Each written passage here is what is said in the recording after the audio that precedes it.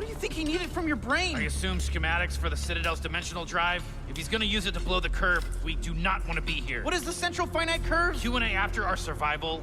Hey guys, and welcome back to Constant Review.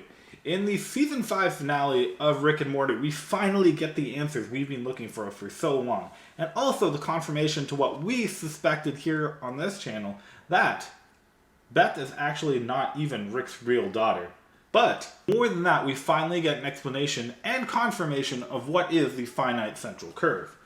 What's the deal with that, Mr. P? I got a little project going on, required some hands-on labor. It would require less if you were willing to tell me how one might bring down the central finite curve. So we've talked about before our theories as to what it was, but in Rick and Morty Season 5, Episode 10, we find out exactly how the finite central curve works and exactly how the Rick and Morty universe, or should I say the Rick and Morty multiverse, actually pieces together. That's what we're going to talk about in this episode of Constant Review.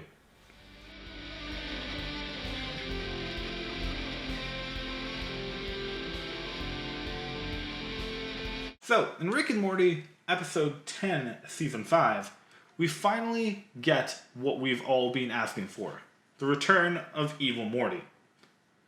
Just kidding. I mean, that's important, but like, we finally get what we really wanted.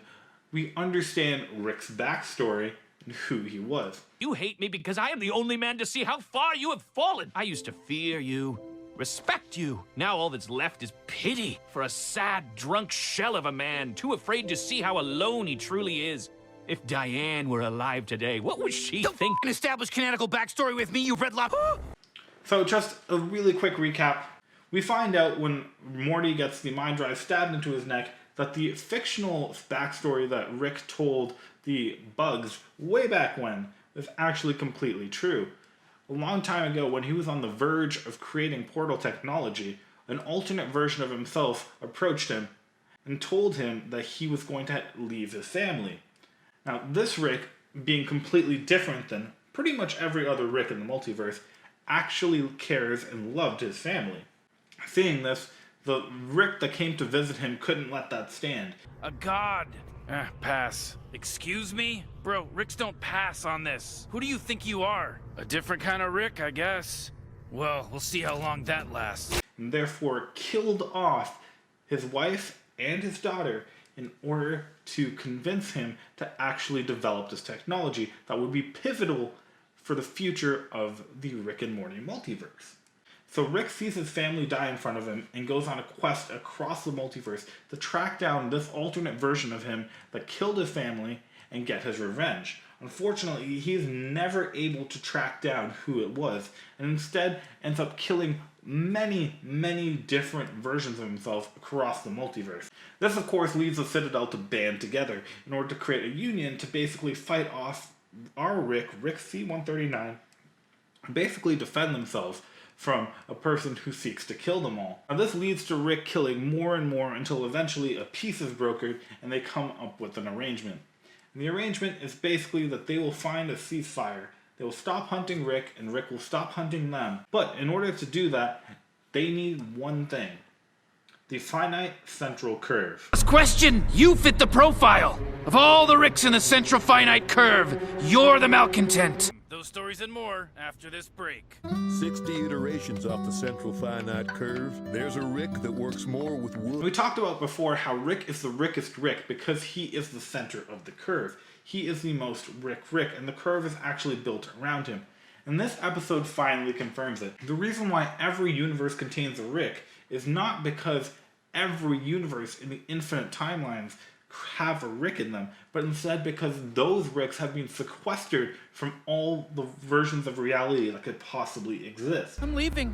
Do you know what the central finite curve is? They built a wall around infinity. They separated all the infinite universes from all the infinite universes where he's the smartest man in the universe. In fact, furthermore, the reason why every Rick has a Morty is because they've been growing Mortys. Yeah, that's a little dark. Let's continue. So, what is the central finite curve?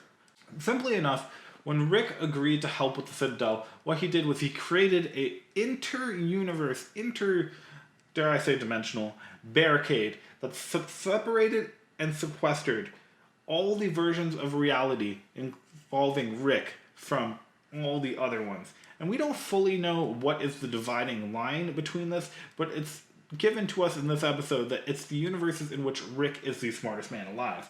Which for me leads me to believe that it's all the worlds in which Rick has developed portal technology. Let's go visit some memories. Oh, any particular ones? You want to see my first boner, or should we go straight to the moment I discovered interdimensional travel? Ooh, your little flappy doodles are twitching. Does that mean you're aroused, or did you just get a signal that one of your buddies found a grape? This is important because this makes the barricade twofold in what it does. It stops Rick from going to the outside multiverse and affecting versions where Rick isn't the most powerful people, therefore creating a Rick that might be a universe-wide dictator or a multiverse-wide dictator, King the Conqueror much. But it also keeps threats from outside of their multiverse from ever being able to come in and attack them, therefore keeping them protected from anyone more dangerous than Rick himself. This is why Rick knows he is the smartest person in the universe and in fact the multiverse, because he ensured it. He separated the Rick and Morty multiverse from the multiverse at large. So what exactly does that mean? At the end of Rick and Morty Season 5, Evil Morty, destroys the central finite curve.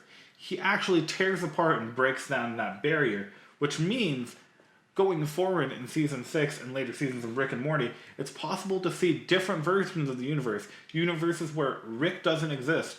Universes where Morty doesn't exist. Universes where everyone is made out of cardboard. We don't know, but there's a huge field to explore. It also leaves us left with the question of what happened to the Rick that killed Rick's original family?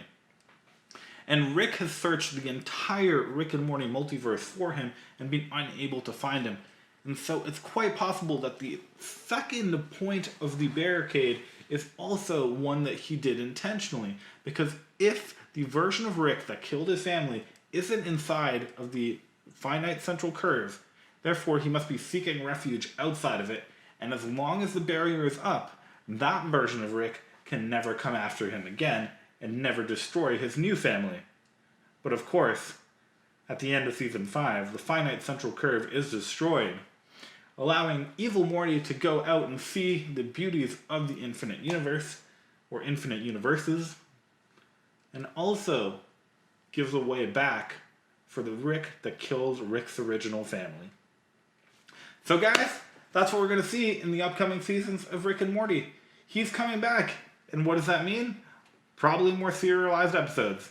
But anyways, I hope you guys enjoyed this one. Let me know what you think of the theory, and I hope to see you guys again in the next episode of Constant Review. Bye!